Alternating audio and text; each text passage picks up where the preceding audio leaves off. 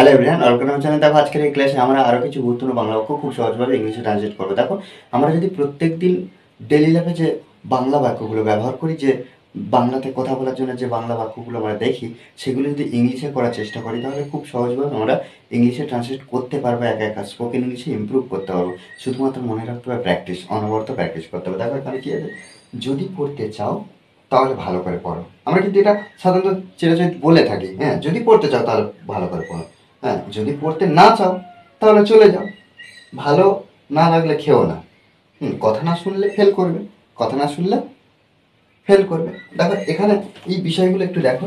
হ্যাঁ, যদি পড়তে চাও তাহলে ভালো করে পড়ো। তাহলে এখানে যদি আমরা ইফ ব্যবহার করো ফার্স্ট টাইম, কি ইফ, যদি যদি পড়তে চাও, যদি পড়তে চাও তাহলে ইফ ইউ ওয়ান্ট, পড়তে, পড়তে তাহলে পড়া ইংরেজি কি রিড, তাহলে পড়তে তে যুক্ত ভাব আমরা এখানে টু ব্যবহার করব, তারপরে রিড। তাহলে if you want to read, যদি পড়তে চাও। এবার কি আমরা কমা দেবো, তাহলে ভালো করে পড়ো, রিড প্রপারলি। ওকে, যদি পড়তে না চাও তাহলে চলে যাও। তাহলে এখানে এই যে চলে যাও, এটা কিন্তু আমরা আগে ব্যবহার করতে পারি, ইফটা পরে ব্যবহার করবো। দেখো কিভাবে করছি, গো, চলে যাও, চলে যাও যদি পড়তে না চাও। তাহলে আমরা এখানে এই যে যদি, এর জন্য ইফ ব্যবহার করব। ইফ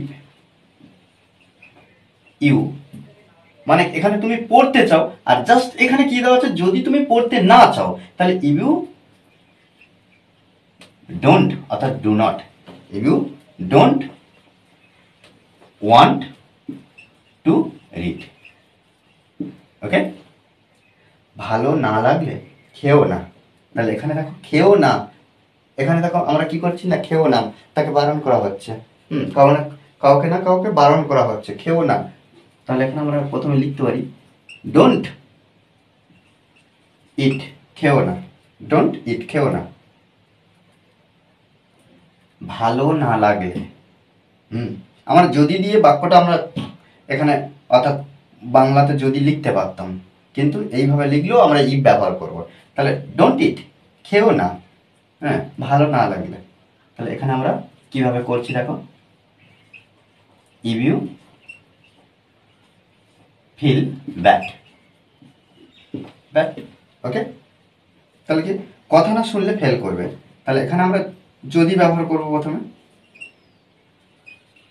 ইফ ইউ ডোন্ট, তাহলে কথা না শুনলে, যদি না কথা শোনো, এইভাবে আমরা বলতে পারি if you don't, if you don't listen, if you don't listen to me, মানে কি আমার কথা না শুনলে, কমা দেবো, you will fail, you will fail, fail করবে তুমি। দেখো এইভাবে কিন্তু আমরা সুন্দরভাবে একটা বাক্যকে ট্রান্সলেট করতে পারবো। আমাদের শুধু মনে রাখতে হবে যে প্র্যাকটিস, প্র্যাকটিসের বিকল্প কিছু হয় না। ওকে, আর এই ক্লাসটা যদি ভালো লাগে অবশ্যই লাইক কমেন্ট শেয়ার, আর যারা এখনো পর্যন্ত এই চ্যানেলটি সাবস্ক্রাইব করেননি তারা অবশ্যই চ্যানেলটি সাবস্ক্রাইব করে পাশে থাকবেন। Okay, thanks for watching this video.